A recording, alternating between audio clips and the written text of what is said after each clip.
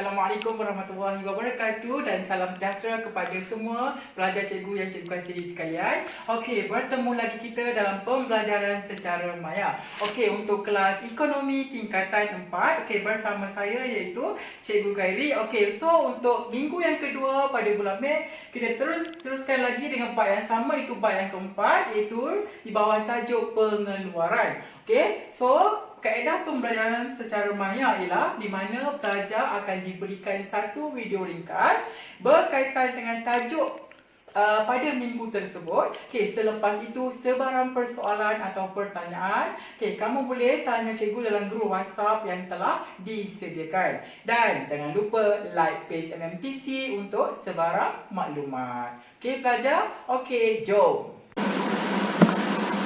Okey, baiklah pelajar, kita mulakan kelas kita iaitu ekonomi tingkatan 4 pada minggu yang kedua iaitu pada bulan 5. Okey, teruskan dengan part yang keempat iaitu pengeluaran ya. Okey, untuk hari ini cikgu akan terangkan lebih lanjut iaitu kaedah pengiraan macam mana nak kira semualah. Okey, so mana yang ada modul, cikgu nak kamu buka modul sambil melihat video yang cikgu berikan ni. Okey, kamu buka halaman yang kedua iaitu kita sambung balik pada minggu ini iaitu fungsi pengeluaran. Okey, so hari ini cikgu akan terangkan iaitu fungsi. Cikgu highlight tajuk yang cikgu akan terangkan hari ini iaitu fungsi pengeluaran jangka pendek. Okey, so dalam pengeluaran ni kita nak tahu jangka masa pendek iaitu dia punya pengeluaran barang tu. Okey, so kat sini ialah yang pertama ialah fungsi pengeluaran jangka pendek dan menunjukkan hubungan antara input berubah dengan output pada suatu tingkat input tetap tertentu. Okey, itu maksudnya. Cikgu ulang sekali lagi ialah fungsi pengeluaran jangka pendek dan menunjukkan hubungan antara input berubah. Kini, cikgu highlight kat sini ialah hubungan antara input berubah. Okey, input berubah dengan output. Okey, dengan output apa? Okey, dengan output. Maknanya input berubah. Input ni ialah barang tak siap lagi and then barang output ialah barang siap. Jadi dia ada hubung kait di antara dua tersebut. Okey, boleh? Okey, untuk kira rumus iaitu fungsi jangka pendek ini dia merupakan rumus dia ialah iaitu Q.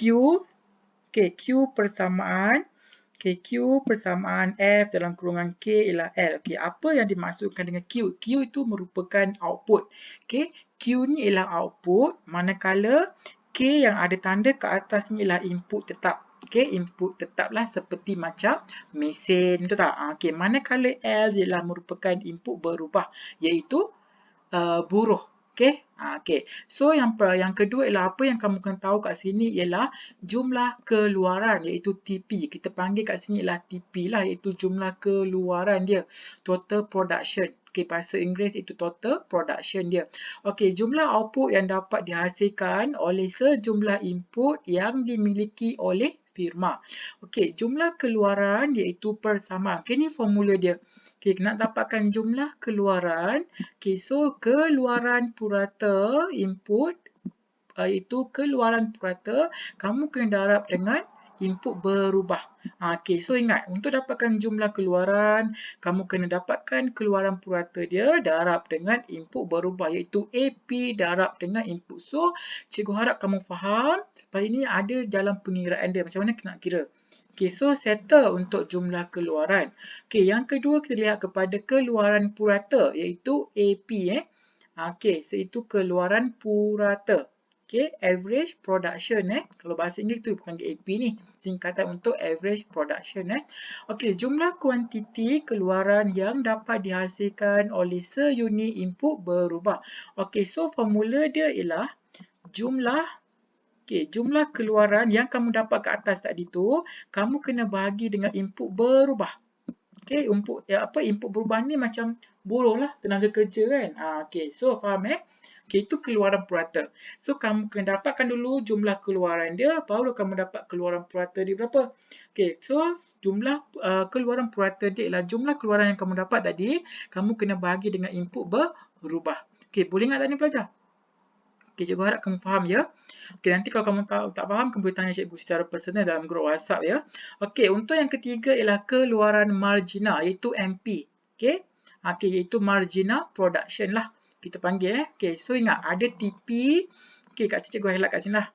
kata kuncilah TP. Yang pertama TP, yang kedua ialah AP, yang ketiga ialah MP. Okey. Okey, itu untuk keluaran marginal perubahan dalam jumlah keluaran kesan daripada perubahan dalam penggunaan satu unit input berubah. Okey, kita nak tahu iaitu perubahan dalam jumlah keluaran kesan daripada perubahan dalam penggunaan satu unit input berubah. Okey, boleh pelajar? Okey, untuk keluaran marginal, dia punya formula dia ialah, formula dia ialah kat sini, iaitu perubahan dalam jumlah, perubahan dalam jumlah keluaran, iaitu ingat kalau ada perubahan mesti ada simbol macam segitiga kat depan tu, itu merupakan lambang perubahan dia.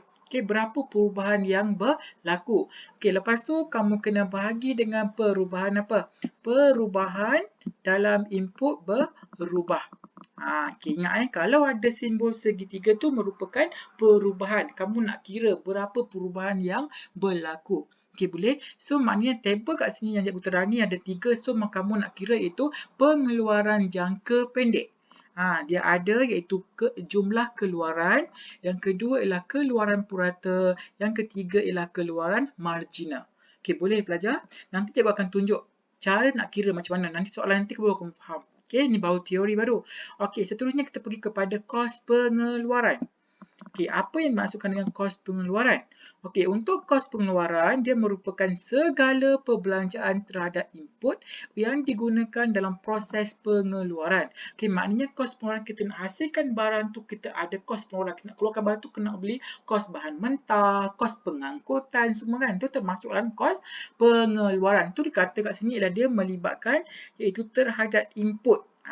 Input ni barang dalam proses untuk barang jadi barang siap. Betul tak? Yang digunakan dalam proses pengeluaran. Faham pelajar? So yang ni kamu kena ingatlah TP, AP dan juga MP. Boleh? Boleh pelajar? So dalam modul ni, untuk yang cikgu terang ni, kamu tengok dalam modul kamu, pada halaman, kamu buka modul kamu, so pada halaman yang ke, kamu buka pada halaman, pada halaman yang kelima, yang ni cara kamu nak kira, iaitu output berapa, kos tetap, kos berubah, jumlah kos, kos purata, kos marginal dan juga kos berubah purata. So, cikgu nak kamu selesaikan table ni, selepas kamu selesai melihat video ni, cikgu nak kamu selesaikan yang ni. Boleh? Lepas tu, kita bincang dalam grup nanti. Boleh pelajar? Seterusnya cikgu akan pergi kepada tajuk seterusnya ialah kita akan lihat iaitu tadi kos pengeluaran. Pada halaman yang ketiga, iaitu jenis-jenis kos termasuk. Ini ialah antara jenis-jenis kos lah. Yang pertama ialah kita tengok adalah kos tetap. Apa yang dimaksudkan dengan kos tetap ni atau kita menggunakan FC, fixed cost. Bahasa Inggeris kita panggil sebagai fixed cost lah. So yang pertama ialah bayaran untuk penggunaan input tetap lah. Maknanya bayaran. Kita kena bayar macam setiap bulan kita kena bayar. Itu maknanya kos tetap. Mana setiap bulan kena bayar. Seterusnya ialah tidak berubah mengikut bilangan output. Tidak berubah kan. Wujud walaupun output sifar. Wujud dalam pengeluaran jangka pendek sahaja. Contohnya seperti sewa. Sewa kita akan bayar setiap bulan. Betul tak? Setiap bulan kita akan bayar sewa. Rumus je lah untuk dapatkan kos tetap. Kat sini cikgu akan highlight kat sini. Tolong beri perhatian ya pelajar. Harga input tetap darab dengan kuantiti input tetap. Yang ni formula dia. Selalu pelajar lupa mengenai formula. Untuk dapatkan kos tetap, harga input tetap darab dengan kuantiti input tetap. Boleh pelajar? So kita pergi yang kedua ialah kos berubah. Kos berubah ya pelajar. Kita pergi ke yang kedua ialah kos berubah. Apa yang dimaksudkan dengan kos berubah ini? Variable cost. Variable cost ya. Iaitu bayaran atas penggunaan input berubah lah. Contoh kat sini ialah berubah secara langsung dengan perubahan tingkat output dia berapa. Tidak wujud jika tingkat output sifar. Kalau sifar dia kan tak ada kos berubah lah. Wujud dalam pengeluaran jangka pendek dan jangka panjang. Dua-dua ada. Contohnya ialah upah. Upah buruh. Upah buruh merupakan kos berubah lah. Dia sentiasa berubah. Okey, untuk dapatkan dia punya kos berubah, formula dia ialah apa dia? Formula dia ialah harga input berubah, kamu kena darab dengan kuantiti input berubah. Okey, itu dia punya formula dia untuk dapatkan kos berubah. Okey, boleh? Okey, kita tengok kos yang ketiga ialah yang perlu kamu kira ialah kos berubah purata. Okey, so kos berubah purata iaitu average variable cost iaitu AVC. Okey. Okey, kos berubah seunit output iaitu rumus dia ialah kamu kena kira ialah kos berubah bahagi dengan jumlah keluaran iaitu TP dia berapa. Okey, so kamu kena faham lah ni. Cikgu terang ni bukan cikgu terang saja. Tolong ambil perhatian dan kalau ada modul kamu tolong highlightkan mana yang penting. Buat nota. Okey, untuk yang keempat dia ialah jumlah kos iaitu total cost. Macam mana kamu nak dapatkan total cost? Iaitu semua jenis kos yang melibatkan dalam proses pengeluaran. Iaitu rumus dia ialah kos tetap dan juga kos berubah. Okey, boleh belajar? Okey, seterusnya kena kira iaitu kos purata. Okay, macam mana kena kira cost purata? Iaitu average cost lah. Average cost ialah cost seunit output. Iaitu formula dia ialah jumlah cost CTC bahagi dengan jumlah output berapa ya pelajar? Okey, boleh. Okey, yang terakhir ialah cost marginal. Kamu nak kira iaitu marginal cost. Okey, marginal cost ialah perubahan dalam jumlah cost kesan daripada perubahan dalam seunit output. Okey, perubahan dalam seunit output ni lah. Okey, rumus dia ialah perubahan jumlah kos. Okey, iaitu perubahan, kat sini kata perubahan kan. So kat sini kamu kena highlightkan sini kat sini kan. Perubahan dalam kuantiti berapa. Iaitu perubahan dalam jumlah kos kesan daripada perubahan dalam seunit output. Okey, boleh pelajar? Okey, cikgu harap kamu faham penerangan cikgu ini. Okey, so maknanya selepas itu cikgu nak kamu. Okey, so untuk minggu ini, minggu yang kedua ni, so kat situ cikgu nak ajar kamu. Iaitu mengenai pengenalan kepada kos. Okey, maknanya selepas cikgu terang ni, cikgu nak kamu try jawab soalan ni. Okey, dalam modul kamu buka ni, okey, soalan nombor 10 ni.